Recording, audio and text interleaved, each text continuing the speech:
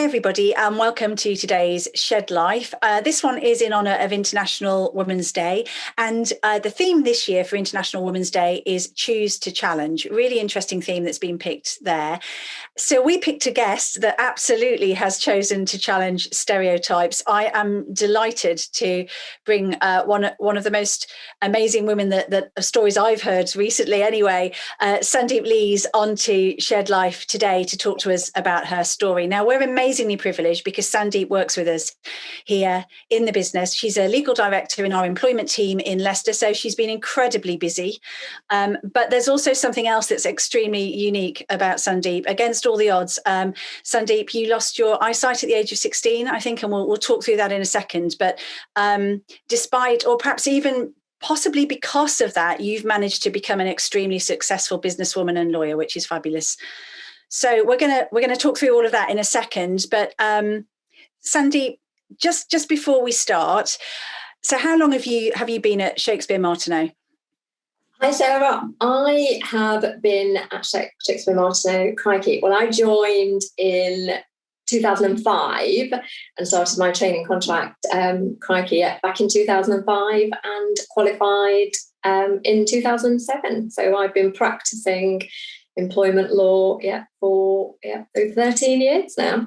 And I'm guessing that's pretty busy at the moment with all the changes that have happened recently. It is incredible. I haven't known anything like it, and I think I'm speaking for my colleagues too. Employment law is generally law that doesn't change massively, but the amount of changes that have happened over the past year have just been phenomenal. It's been incredible. Yeah, so big shout out to you, but also the rest of the team, and indeed all employment law teams across the country. You're having a busy pandemic, definitely a busy pandemic. So let's talk back. Let's go back a bit, Sandeep, and talk about your story. So things changed for you in your teenage years. Do you want to take us through what happened? Yeah, sure, Sarah. So I was 16. I'd completed my GCSEs when I lost my vision. I still remember on a family holiday in Disneyland when I started to lose my vision, and I remember thinking, crikey, putting it down to just being tired. Perhaps I was imagining it, but it got to a stage where I was waking up in the morning and there was a definite deterioration. And did that came on fairly quickly? You'd not noticed any problems prior to that? I had some very minor issues prior to that, but it came on incredibly quickly. Within the space of a couple of days, I totally lost my vision. So for me, it was an incredibly terrifying time. My world had just been plunged into darkness, and it was having to get to grips with losing my sight and having to adapt to a completely different way of working and just doing everything, the things that you take, you wouldn't think twice about making a cup of tea, buttering a slice of toast. So it was definite, challenges. And I didn't have the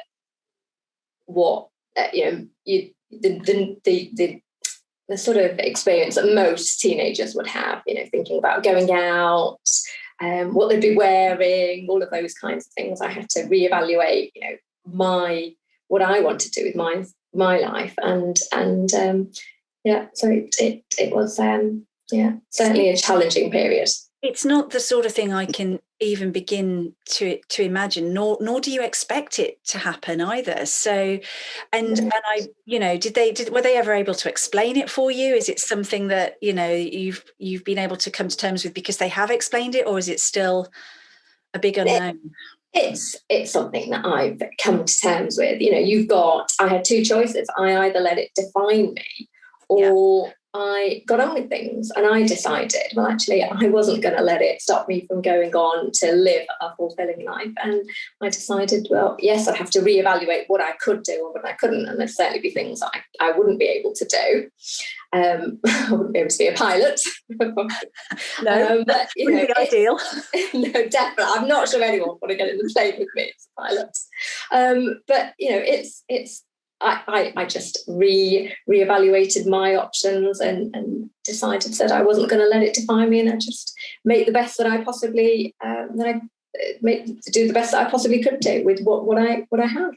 That's an incredible mindset, and especially an incredible mindset for a teenager to have. Did you make that decision quite quickly, or did it take you a bit of time to kind of go, no, actually, I'm going to get on with it? For me, it was quite a quick decision. I am generally quite a positive person, and I think I get a lot of that from my mum. She's an amazing woman, and she's extremely positive. She just gets on with things, and I think a lot of how we are as individuals is you get that from your upbringing. So yeah, I got on with it, and I could see it was destroying. It had affected my mum, and I think she was really concerned about my future. And I decided, well, actually, I'd prove to her that I could still go. I could go on to do great things and to become truly independent, which hopefully is what I've done. Yeah, absolutely, you have. So something took you from being a 16-year-old with this life-changing event to qualifying as a lawyer. What was it that made you say, okay, well, we know that you decided to take control of this and respond positively. I guess there's lots of different things you could have done. What made you then decide to take a career in law? So when I was younger, I'd always wanted to join the police force, and that obviously wasn't any longer a possibility. So I thought, well, actually, I could still, I could learn about the criminal justice system, and I could read law. So that's what I went on to do. And I was very fortunate in that I had a really passionate lecturer, and I really developed a passion and a love for the subject through my lecturer. And as a result, I decided to go on and read law and then qualify with me. So you made this decision to qualify in law. You make it sound very easy. I know it wouldn't have been easy. How have you adapted to the sector as the sector's adapted? So we're so tech savvy now. I mean, you and I were talking earlier about sending you some notes. I'm guessing you have software that then reads notes to you. How do you work around the things that we all take for granted when it comes to reading? Absolutely. I mean, it's technology is just phenomenal, and I would not be able to do my job, I don't think, without the benefit of technology. It's just it's made my life so much easier. I do write Braille. I write Braille, I read Braille, but so much now of what we do is converted into speech. So I've got a speech software on my computer that will allow me to use all of the normal Windows applications. Working from home brought its own challenges, because all of a sudden, as I'm sure, lots of individuals were having to get to grips with using different technology, Teams meetings, Zoom meetings.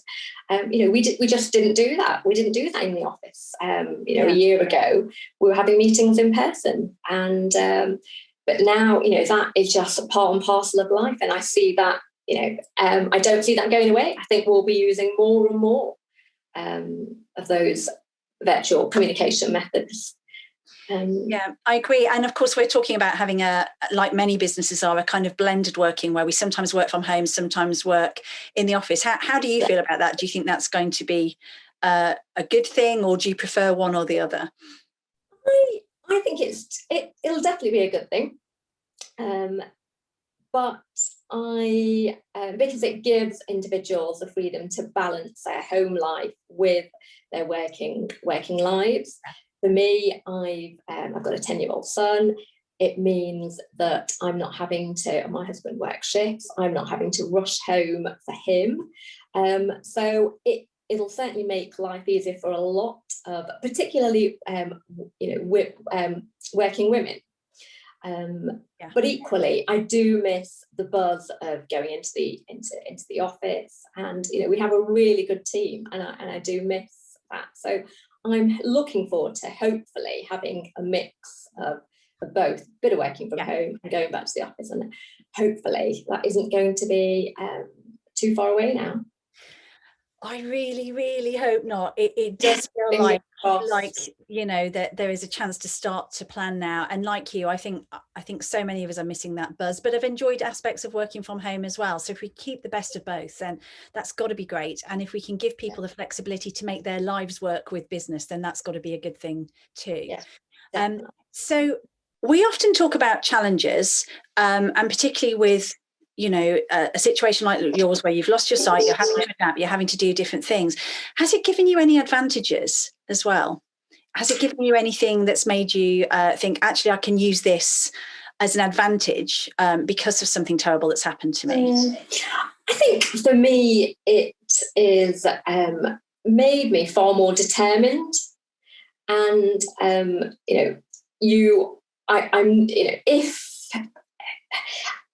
it's made me far more determined and has made me more positive. And really, the only person I think that is going to hold you back is you and your mindset.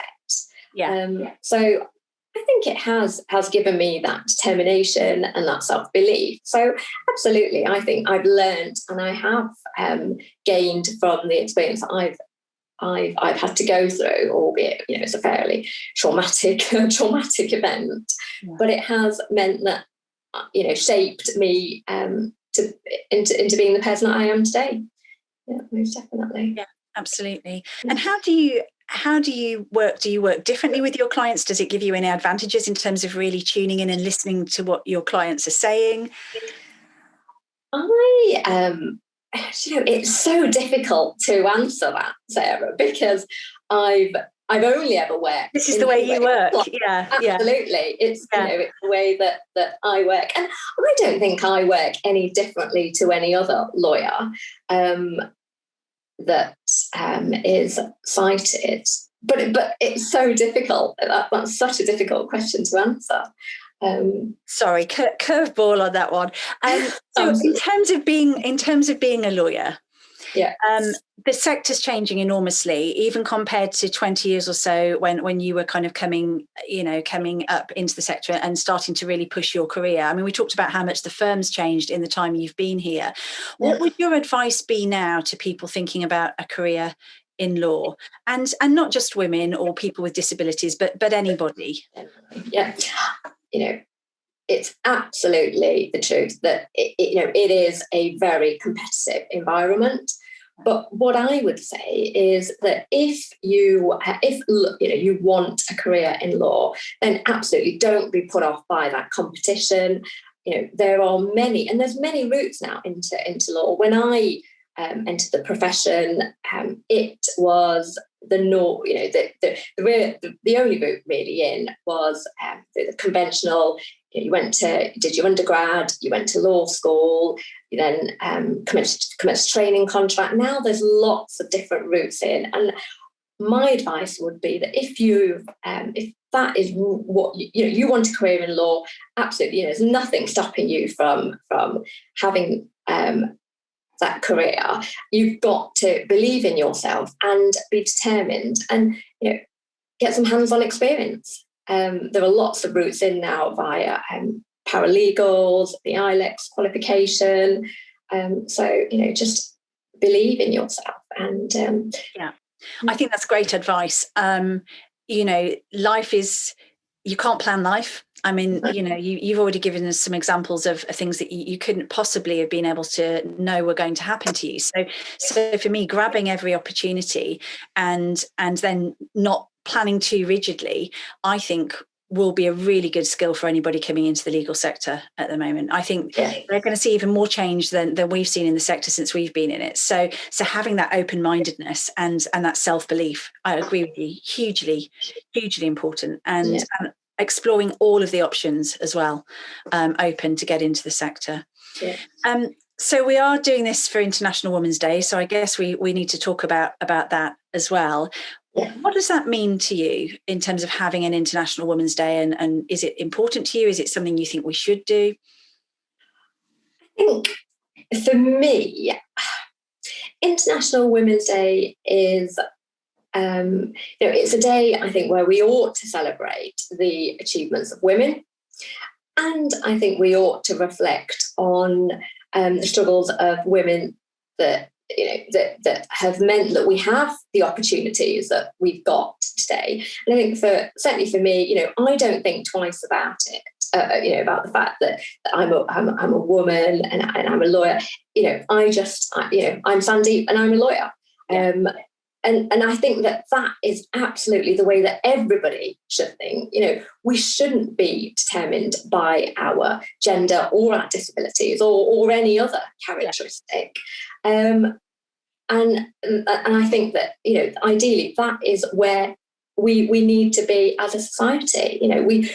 It would be fantastic if in 20 years' time, nobody, there weren't any biases around the roles that women could and couldn't do. And I think it's just really important to recognise and to reflect on where we've come, but actually that there is still some more to be done so that we are a truly there is genuine parity between genders.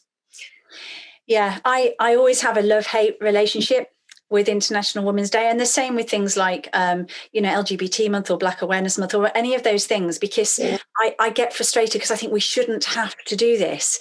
I don't want only 1 month of the year when we talk about a particular characteristic, or only one day of the year like International Women's Day where we celebrate 51% of the population. It just seems completely wrong to me. But I made peace with myself over this a few years ago when I said, no, this is about levelling the playing field. And we don't have a level playing field yet. So we do need to keep the spotlight on it. So I can live with it because of that. But my goodness, I look forward to a year when it doesn't get to March and somebody says to me, let's talk about International Women's Day. Yeah, no, I completely agree. Yeah. So a few more questions for you, Sandeep, please, if that's possible. So I think I may know the answer to this next one because you've hinted at this already, but most inspirational woman in your life? Yeah, I think it has, without an absolute shadow of a doubt, it's got to be my mother.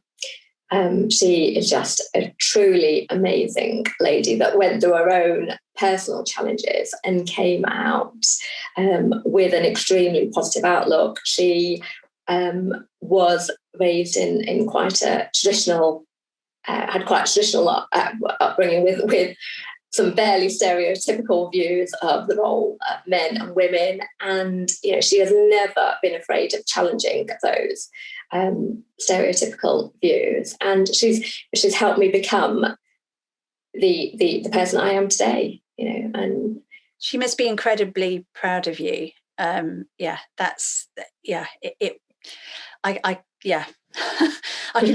can just imagine how that must be to see how you've responded to everything you've responded in your life.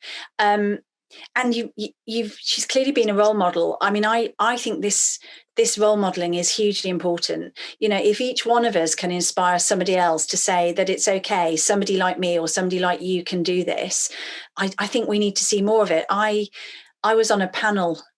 So I went to a webinar last week, and I'm going to be discreet about whose webinar it was, but it was a major professional services firm webinar who had 4 white male speakers who were all, I would guess, relatively similar ages and from relatively similar backgrounds. Now, of course, that's wrong of me. I'm making assumptions about their backgrounds, and I may not know that, but I might have been right.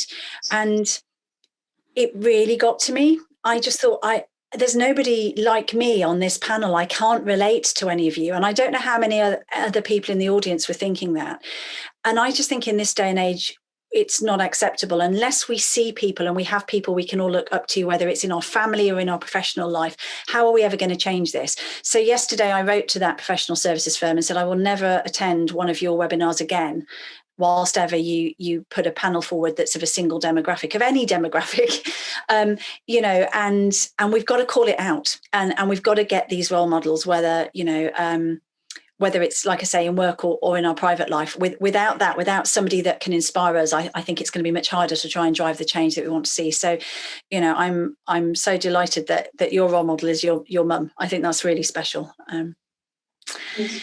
So Finally, these are questions that we always ask. 3 words that describe a great leader. Ooh, okay, so I think that it would have to be somebody that can empower, and somebody that is respected. And finally, I think you've got to be courageous. I think unless you're prepared to make those bold, those brave decisions, and you know, I think that's really vital to be a good leader. Yeah, thank you. Do you know, somehow I'm not saying I'm any of those things, but I do think the pandemic has given opportunity for leaders to be more courageous. I think this is the time, if not now, then when, quite frankly, if we don't use the pandemic to drive some positive change around that level playing field we were talking about earlier, then we've got to make something good come out of what has been a really shocking year for so many people. And I think that can be one of the legacies. So let's hope that leaders are courageous and try and do the right thing. And yeah, good words. And then the last question, have you got a favourite inspiring quote or a motto that you live by? I'm expecting something really positive here. I think my motto is, you know, a can do. If you adopt a can do motto rather than a can't do, you know, you can break down any barriers, any obstacles, and you can find ways around things. It really is around having a positive outlook on life. Yeah, I knew you wouldn't let us down on that one. Yeah, that is definitely the motto that I would live by. Yeah, you can't go far wrong with that. And your story, yeah, it's amazing. I mean, I'm so inspired listening to you. And if you are not living proof of what a can-do attitude can deliver, then yeah, I don't know what is really. So thank you. Thank you for everything. Very welcome, Sarah. Thank you for talking to us. And in particular, thank you for the people that you will be a role model to, because I'm sure there are many people out there looking at you and saying, yeah, if I can be even 10% like Sandeep with her attitude and how she's made things happen for her, well, the world would be a better place, wouldn't it? So thank you. Yeah, no, thanks for that, Sarah.